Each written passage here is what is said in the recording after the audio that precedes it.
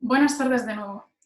Como decía en mi discurso anterior, hace poco descubrí la serie Poco Ortodoxa, una serie que nos lleva a muchos de nosotros a un mundo absolutamente desconocido, que rara vez tendríamos la oportunidad de contemplar desde dentro. En este discurso me gustaría desbrozar un poco más el trasfondo de la historia y escudriñar ciertos detalles que me parecen importantes.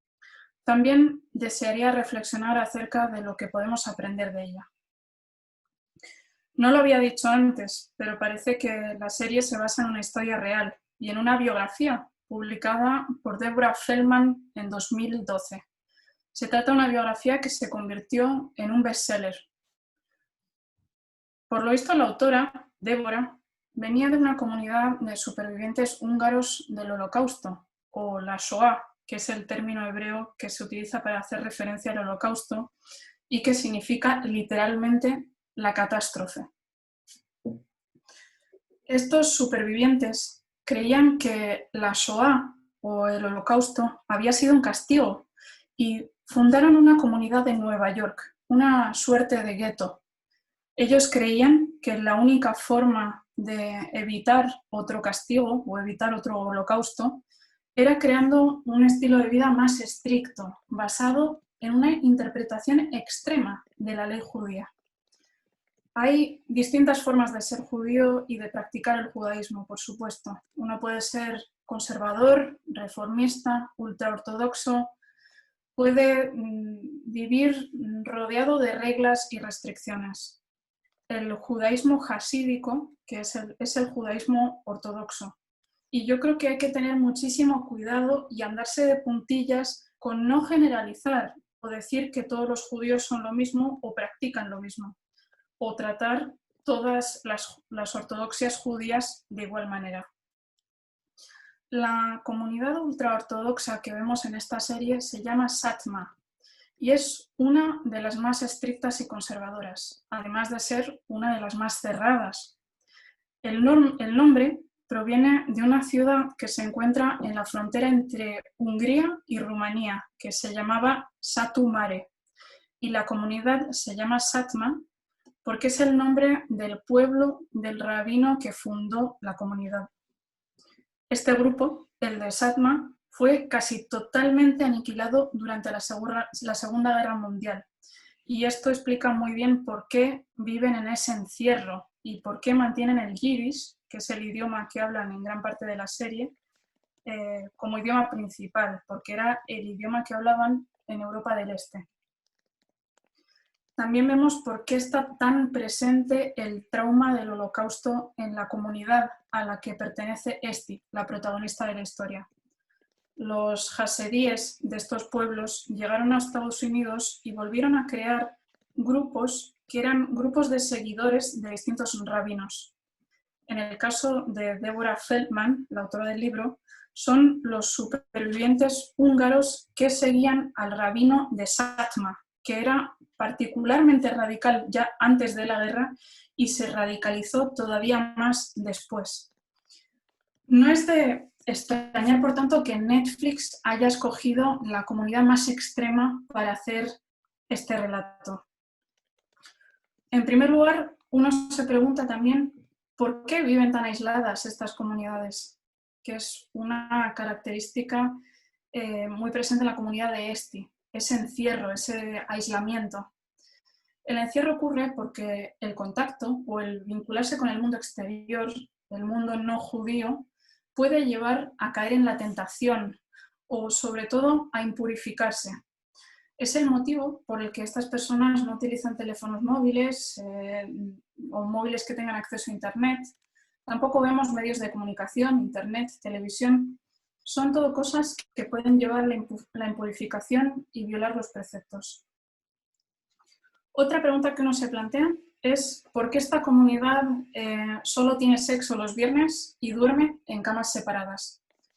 Esto tiene que ver con el comienzo del Shabbat, que es el sábado, el día sagrado.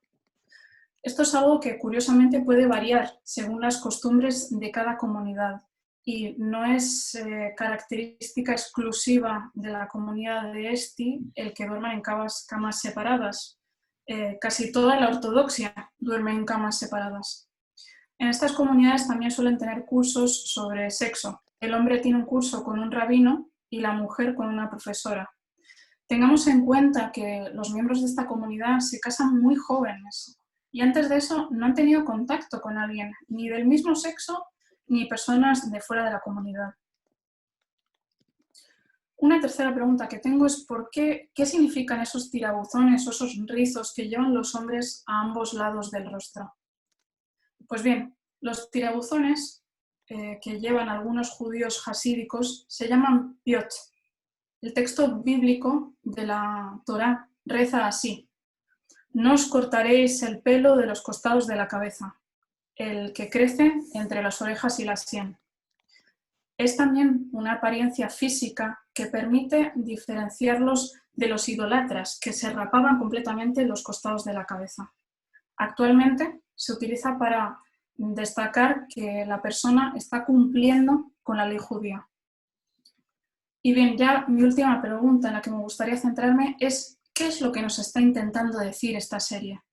Aparte de transmitir toda la tradición ortodoxa y arrojar luz sobre ciertos detalles, yo creo que sí es cierto que a lo largo de los últimos años hemos visto muchas series, películas, documentales, como el largometraje Desobediencia o el documental One of Us, que retratan la realidad a la que se enfrentan los miembros de estas comunidades y las dificultades a las que han de plantar cara si tienen la osadía de abandonar la comunidad.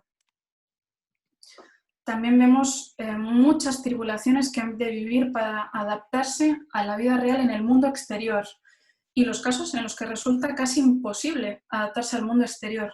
Personas sin formación, sin referentes acerca del mundo en el que vivimos, sin trabajo, sin un colchón, sin un círculo de personas que los respalden, que los arropen. De hecho, según el documental One of Us, tan solo un 2% de los miembros de estas comunidades hasídicas abandona efectivamente la comunidad. Son muchos los que lo intentan, pero que deciden regresar por las presiones de la familia y la comunidad entera, con muchísimos casos de amenazas, incriminaciones, acoso, violencia o incluso batallas por la custodia de los niños.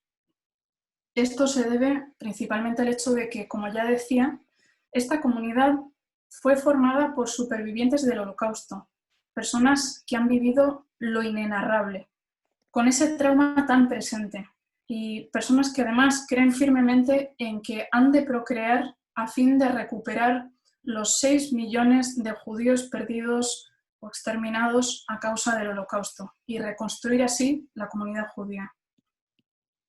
Y esto me lleva a hablar del papel de la mujer, ¿no? Que es controlada casi como un cuerpo al servicio de la comunidad. La comunidad Satmar suele tener entre 10 y 20 hijos por familia, como media. Y las mujeres son, por supuesto, sometidas a una gran presión. Esto lo vemos claramente como tensión predominante y lo vemos como ambiente que reina en la serie. Y yo creo que, de manera general, la serie critica cómo las costumbres religiosas pueden llegar a dañar la vida y los sueños de las mujeres y de qué forma el pensamiento tradicional puede resultar muy machista.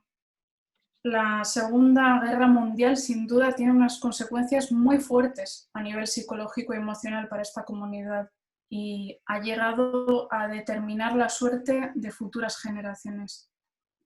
Sin embargo, a pesar de todas estas características que nos hacen reflexionar acerca de la ortodoxia, también me parece que es una serie en la que no se separa lo correcto de lo incorrecto, no es todo negro y blanco, no se habla de lo malo y lo bueno con un tono simplista. Como espectadores, vivimos distintas experiencias emocionales de la mano de Esti y somos capaces de identificarnos con ella y ponernos en su lugar, a pesar de haber crecido y vivido en entornos totalmente distintos. Somos capaces de empatizarnos con ella. ¿Por qué? Pues porque yo creo que Esti habla sobre el miedo a perderlo todo. Muchos de nosotros vivimos sobre unos paradigmas establecidos. Muchas cosas que creemos, las creemos porque nos las han inculcado nuestros padres o el entorno en el que vivimos, la escuela, la religión o incluso nuestras amistades. Y aunque no conozcamos al detalle los rituales jasídicos, podemos empatizar e identificarnos con la protagonista porque entendemos perfectamente el miedo a no cumplir las profundas expectativas que se tienen de nosotros. La serie tiene muchas enseñanzas que van más allá de la fe, anhelos y cuestionamientos que son universales a fin de cuentas. ¿Puedo ser feliz si lo dejo atrás todo? ¿Puedo ser feliz si cambio esta realidad? ¿Existe el amor incondicional? En resumidas cuentas, me parece que la serie está muy bien ejecutada a nivel narrativo y que trata unas dimensiones más grandes que las de una comunidad. Nuestra forma de ver la vida puede influir en cómo vivimos eventos que son cruciales y espero que este discurso les haya permitido comprender mejor determinados aspectos. Si no han visto esta serie todavía, espero que tengan la ocasión de hacerlo pronto y si ya la han visto, estaré encantada de saber su opinión. Muchas gracias.